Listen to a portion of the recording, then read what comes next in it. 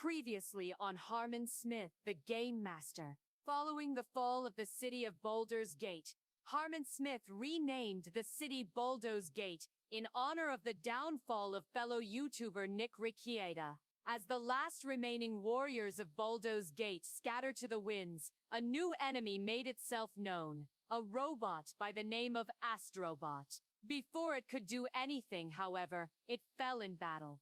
For now, Harman Smith is at peace. His never-ending battle to protect Nintendo has taken a back seat to enjoying their newest bundle of joy, the Nintendo Switch 2, and its premier game, Mario Kart World. However, even now, the enemies of Nintendo are rallying in a desperate attempt to destroy them.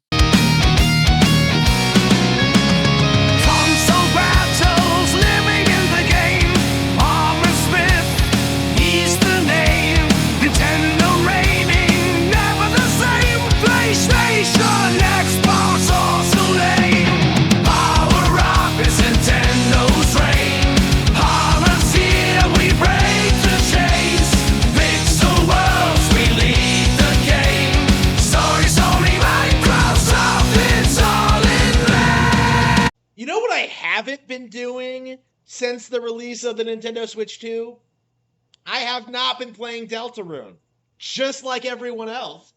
What I have been playing, though, is one of the notable standout releases on Nintendo Switch 2, Mario Kart World. Now, first of all, we really do need to throw out all the nonsense and conspiracies right now.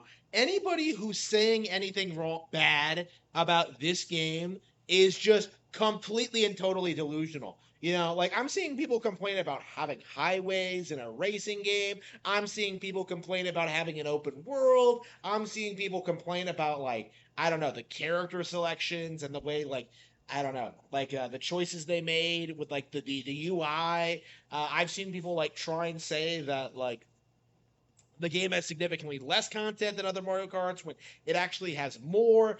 There are a number of endless copes when it comes to Mario Kart. Mario Kart can't be that good. What the hell are you talking about, you stupid yellow rat?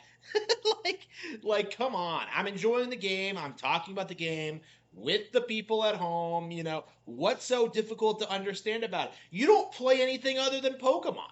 I am a Pokemon, you hairless manky. Yeah, always with the excuses. You know, I really should kick you out one of these days. Why am I letting you live with me, eat my food, and just beg for head pats from every woman that I bring over here? Like, what are you here for? Pokemon is far better balanced than Mario Kart, and takes way more skill.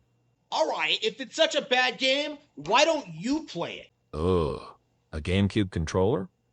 Really? Is this even really compatible? Okay, fine. I'll do one race, and then put it down.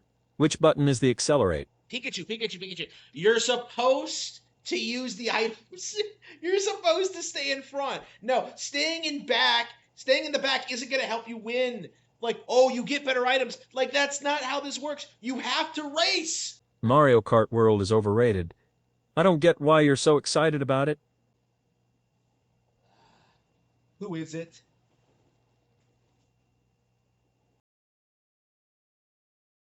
Come on, Harman. Have sex with us.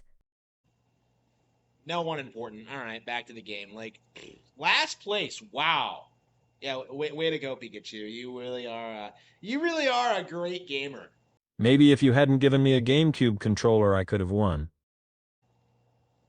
Yeah, I've heard it all before. You know, I think all of the critics of Mario Kart World and Nintendo Switch 2 are like that, you know? They don't know how to play the game, and so they blame the game for them ending up in last place, or even, like, not being in first place, because that's what I've been hearing a lot of. Like, oh, man, I got blue shelled, and that's the only reason I lost. Like, the blue shell's the only reason you win, too, because it keeps people from getting too far ahead. Pokemon is far better balanced than Mario Kart, and takes way more skill. look, Pikachu. Like, I love Pokemon. I play it all the time. I play it more than you, for sure. I'm a Pokemon master. You are a Pokemon. I think I'm a little bit more qualified to judge the quality of these games than you. Okay, like, what do you expect me to say? Like, oh man, bro, you sure showed Nintendo. Like, Harman, I finally found you. oh, hey, Edelgard, I was just playing some games with Pikachu. You're playing games? Now? There's a new Elden Ring out. A new Elden Ring came out? When? It's only been a couple. Oh, wait, the DLC. No, wait, no. Oh, you mean Night Rain? Oh, yeah, that's nothing to worry about. The game flopped. Doom the Dark Ages. I think he flopped even worse, honestly. But yeah, it's nothing to worry about. Nintendo's killing it right now, honestly. The Switch 2 has been hugely successful. I've been playing all these games. I've been playing Mario Kart World. I've been playing, GameCube classics like Soul Calibur 2, Super Mario Strikers, Wind Waker. I've been playing like Hitman World of Assassinations, which is like, I haven't heard anybody say anything bad about the Switch 2. It's like some overwhelming consensus that the Nintendo is killing it right now. If anything, like, I think the third parties are failing. I think we can actually. Like, I do think this has been the trend lately, is that like it's getting harder and harder to downplay Nintendo games while propping up some mediocre nonsense that nobody cares about. 10 years ago, the industry was all over slop like Cyberpunk 2077 or Witcher 3, The Last of Us, BioShock Infinite, Uncharted 3, Mass Effect 3, like the list goes on and on. But like, these days, a lot of the big major games don't get any traction at all. Like the big like anti Nintendo things this season. Doom: The Dark Ages and Night Rain have both fallen flat on their faces. Oh yeah, Monster Hunter Wilds as well. So yeah, there's a lot of big, high profile Nintendo backstabbing third parties that have come out lately. Clearly trying to steer people towards the alternative platforms, but it just hasn't done anything. Nobody cares.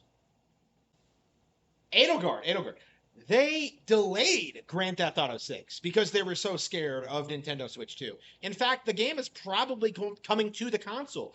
Dusk Bloods, the new FromSlot game, is coming to the console. Capcom still refusing to play ball with Monster Hunter Wilds, but like, that's getting slammed on Steam and like, is really underperforming compared to World and Iceborne and Rise and Sunbreak. Like, there's so many Monster Hunter games, you can't even track them. But like, you have all of these options, and everyone's going to the Nintendo one. That's the reality of it, is that the industry hinged their entire bets on this idea that Nintendo would fade into irrelevancy with the release of their next console. And yet, what's happened instead is that the Switch 2 has been a raging success, and the third parties have completely failed to eliminate the console. It's just, they spent 25 years trying to prop up PlayStation, Xbox, PC, and now all of it is just collapsing. And, the weird thing about it is nobody really wants to admit what the problem actually is. You're not taking this seriously enough. No, I'm taking this very seriously. Grand Theft Auto 6 is kind of going to be the last stand of relevancy from the old school AAA like third party PlayStation exclusive business model. This is like the last stand of like the way things used to be. But it's still years away. The Nintendo Switch 2 is already successful. It's already popular. Even if they try and sabotage the Nintendo Switch 2 version of Grand Theft Auto 6, it's going to be one like tepid success that's going to be immediately buried by whatever other Nintendo game is coming out. It's very possible this generation may be the one where society finally realizes that Mario Kart is, and always has been, a far bigger and more successful franchise than Grand Theft Auto. People get hung up on this idea that like, well, Grand Theft Auto 5 sold 100 million units, while completely neglecting to mention, why that's happened. They completely fail to mention, the frequent updates, the the re-release, the sheer lack of other games, like meanwhile Nintendo's doing like pulling like huge numbers on like a variety of other franchises. Like Rockstar is in this position where they put all of their eggs in one basket, and eventually it's gonna burst, and all the eggs are just gonna go just break all over the ground. It's gonna be glorious. But even if that doesn't happen now, Grand Theft Auto 6 is not going to save PlayStation, Xbox, or PC. In fact, PC is not even getting it day one. So this is like a really interesting situation in which the entire industry is rallying around Grand Theft Auto 6 as this huge savior of gaming, and yet like their fate is already sealed.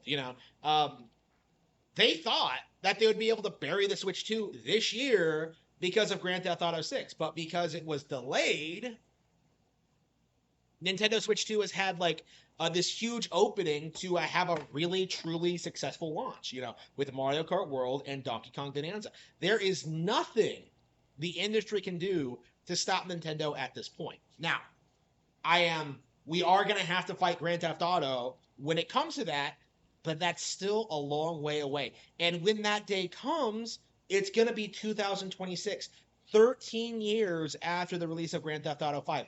13 years for a disappointment. Sirius Black spent less time in Azkaban than it took Grand Theft Auto 6 to come out. Like, you cannot expect the audience to keep eating up that slop perpetually. It is going to collapse. Give the word and I'll deploy the troops.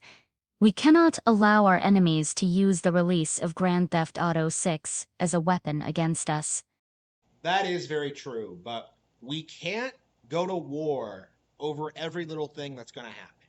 For now, we need to sit tight, enjoy ourselves, relax, prepare for the inevitable. But for now, we really do need to just stop and play our games. Come on, let's play some Mario Kart. Meanwhile, in the gaming industry, major industry leaders have gathered to discuss the successful release of the Nintendo Switch 2. Each and every one of these men is terrified of the current state of their industry. They have lost everything in their bid to try and destroy Nintendo. Among these men, the hatred and contempt for Nintendo and its consoles runs bone deep. They are Kazuma Kiryu. Although he got his start as a low-level Japanese thug working for Sega, following the collapse of the company he served a brief stint in prison. Following his release, he went on to serve as Square Enix's CEO, even though he still retains his strong ties to Sega. Damon Riccitello, following his defeat at the hands of Travis Touchdown at the end of No More Heroes 3, Damon Riccitello used his vast fortune that he acquired through his connections with his childhood friend Jess Baptiste VI, the Prince of Another Planet, to acquire a number of notable video companies through one of his many shell companies, Microsoft. He currently is planning his revenge against Travis Touchdown and his creator, Suda51, Gabe Newell. Some guy that shows up to these events, eats all of the food and then leaves. No one knows who he is or what he does. He's not really relevant in any way, shape or form, but I might as well mention him anyway. I do not understand how Mario Kart World has succeeded while Chocobo Racing GP has failed. It's simply because Nintendo fans will eat up any slop that is laid out in front of them. It is nothing more than that. They are blinded entirely by their nostalgia. It is only a matter of time until they simply grow up and move on to more mature video game platforms, the ones that we control. That's right. I totally control the PC gaming platform. I'm the man. I'm important and relevant and make good games that people want to buy, on sale for like 5 platforms. If that's too expensive for you, you can always pirate it. My buddy here can help you with that.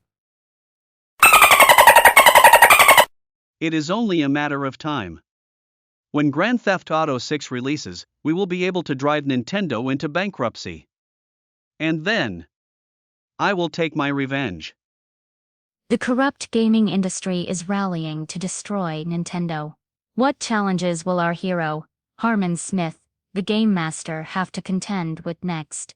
Find out next time on the next episode of Harman Smith, the Game Master.